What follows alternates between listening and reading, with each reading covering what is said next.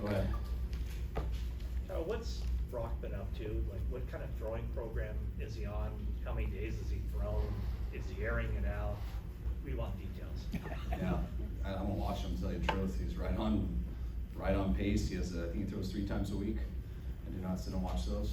It's part of his process of getting back, and he's continuing right on the track he's always been on. No setbacks, so I mean, it's been very good so far. Is it your understanding, like, once training camp starts, that he'll be able to do stuff on the field with the team before he's fully cleared to go play football?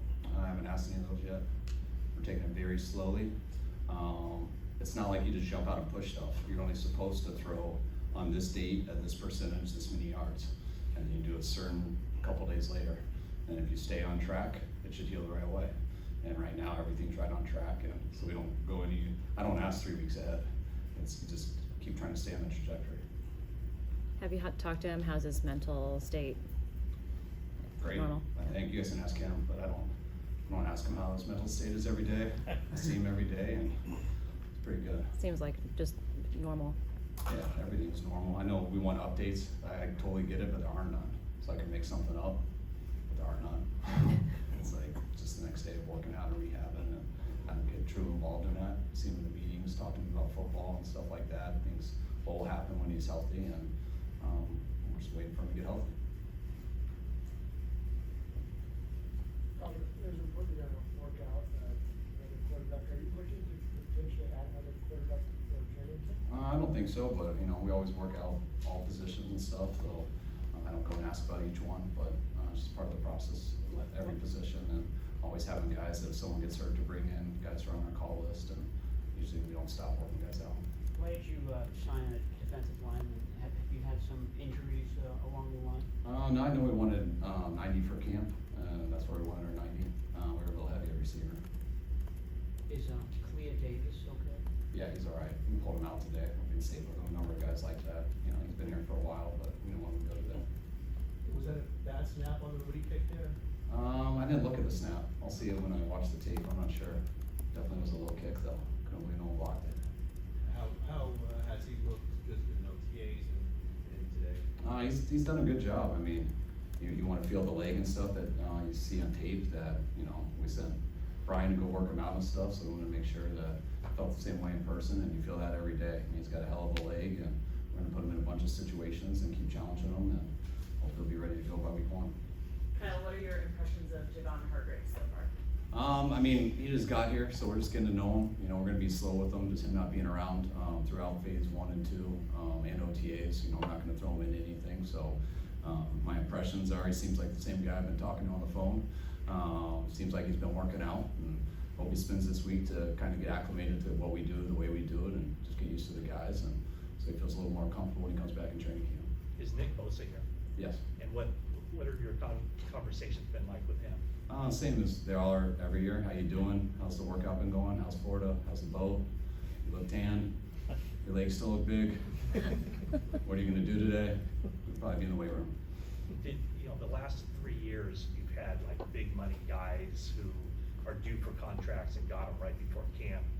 Do you at all get involved in that just from the sense of trying to gauge the player, the person, and if their mindset's in the right spot as far as handling the contractual stuff while also taking care of business, physically to get ready for the season?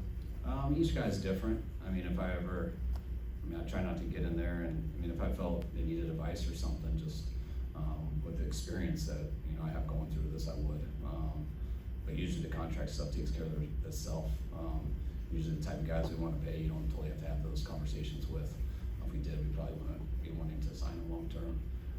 Nick, he's not a guy I really ever worry about, whether it's a contract year or not. I know Nick's doing his work. I know Nick is obsessive with his job and obsessive with being the best he can be. So it's usually pretty easy with that stuff.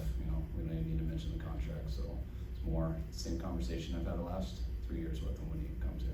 In the event that Brock is ready for week 1, have you talked to Trey Lance or his agent about a potential trade? No. Debo is working on the side field throughout, not doing any team drills. Is there anything that he's working through, or just? No, he hasn't been here too, and we want our players to be ready to go. And with him being away and stuff, just didn't feel he was quite in that right spot. So we got some time till camp, time, so we're not gonna rush him on anything that's, don't feel he's ready for. Is Elijah Mitchell okay? He's got some things too, so keeping him out. And with Brock's throwing program, will he be here during the downtime, or do you have somebody that goes with him? Like, how does that work? He'll be here most of the time. I mean, I don't know, again, I don't check on every single one of those, cause I don't think it's necessary, but, Brock's been great on his rehab. He's obsessive about it as you can be. That's why he's ahead of schedule, and, I expect him to be here doing it with our guys, and when he does get breaks and long weekends and stuff, however he wants to spend that, we'll do it accordingly. I was asking about first team, second team reps, I know sometimes it is as important, with Right. Darnold getting the first team, does that mean Trey gets him tomorrow, or? Yeah, we've been switching them up each day, I think, for the most part. So yeah. How is Sam, Couple more? how is Sam Darnold Is even competition at this point, where is that? I mean, it's OTAs, so I mean, every position, like I think I've said to you guys before, like, I don't try to come in and know who's ahead or not. This is all this stuff gives these guys to have a chance to compete in training camp. You don't practice football an entire offseason, you don't do any practice of football since, your last game. It's very hard to come to training camp and be ready to beat someone out. And so that's what you try to provide all this stuff for, is just to give guys a chance to learn the offense, get their timing, get everything, so now when they go to training camp, they're ready to compete, and that's truly where I see the competition starting. how's Sam Darnold progressing and adapting to the new system? He's been good, just all these guys, I mean, some good days, some bad days, but that's what this point is throwing all the stuff at them, letting them go through it, and we'll go through the exact same process our first 7 days of training camp. But it's just a little easier to do it because you can pads on, you can do more, and hopefully it'll be easier for them second time going through it though.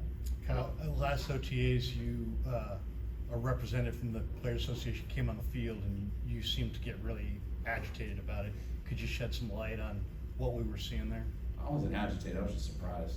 So you get surprised, and that's all. We had a good conversation. He had asked me something, surprised him to see him out there, and actually know him pretty good. He's a good dude, and there's no issues at all. Trent kind of in the same boat as Bosa, in that you don't really worry about him too much. I mean, you do have him here now, but you haven't had him before. But Yeah, I mean, you just don't of course, I feel like concerned everyone to yourself. be here. I mean, always. Mhm. Trent, I do think that each year in my career, it gets extremely harder for O linemen and D linemen to get anything out of the offseason just because of the stuff that doesn't allow them to practice football.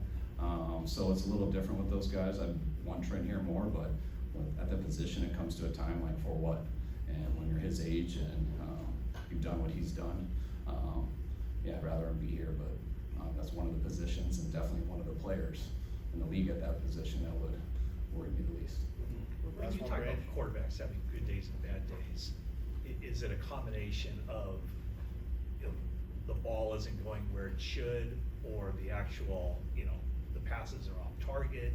Like, how do you define a good or a bad day during this time of year with those quarterbacks?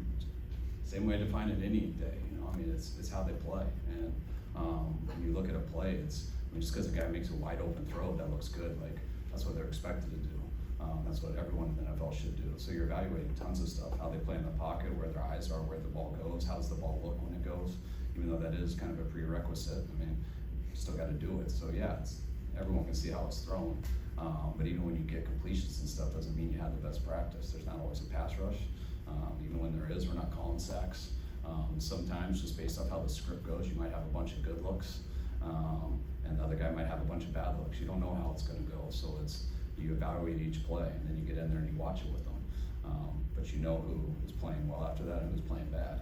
It's not a stat thing, it's not a thing I could just verbalize, I guess. Right, and so when you leave the practice field, do you automatically know who had a good day or a bad day, or do you Yeah, have to? I got a pretty good idea, yeah. We know the coverages, and we know where the ball's supposed to go, and we know how that goes there, and how it looks and why, and sometimes, but you get in, you watch the film, and, all right, I thought that was bad, now I get what you saw.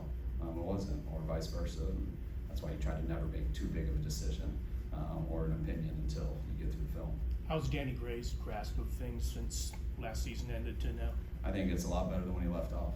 I think Danny learned from his first year just how long that grind is, of a rookie year, just going from the off season of the combine and all the workouts to getting here, and it really never stopping.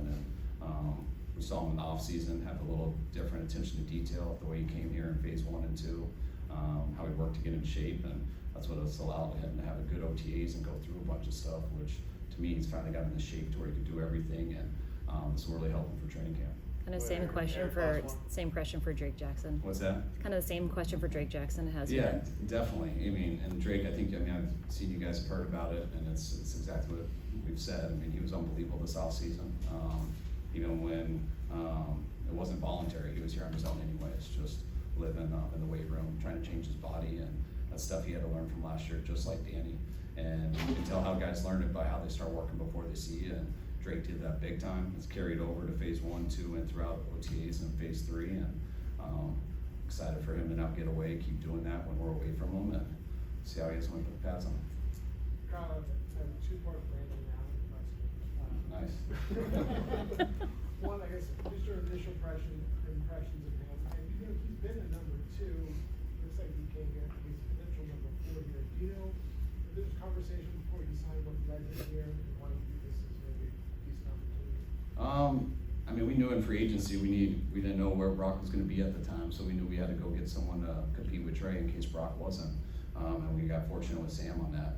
Then we felt good, just with our targets and everything. And once we kind of started phase 1, when we're doing all the quarterback drills and workouts and stuff, it was just, man, there's only 2 quarterbacks here. Brock can't do much, and we would like a third guy. And then we looked out there, and he was available, and then he had the confidence to come here. And then when we watched his tape, and we've always known about him, and we felt very fortunate to get him because he has been a backup in this league. And so when he came here and hopped in our drills, I think we got like 2 weeks with him, and I've been extremely impressed. The reps he's gotten, he's done very well. And he's obviously not just a camp arm around this league. He's been a backup for a while. Just how good he's done in his OTAs and stuff is going to give him a chance with us. Do you think that you have, and you will have, 4 quarterbacks who are gonna be on 53-man rosters this season? That's what it looks like. I mean, we got technically the 4th guy is was the number 2 for Cincinnati the last couple of years. So, and that's the way you want it. You know, we would have gotten to college free. We could have gone the college free agent route. But when we looked into those guys compared to what was out there, and the fact that Brandon was willing to do it, like, we would never hesitate to do that. Now, if someone like Brandon doesn't want to do it, and other guys that you think are NFL caliber don't want to do it, that is when you go the college free agent route. And but we feel our guys much better than those options. All right, thank you guys. Thanks, Thanks, Thank guys. you.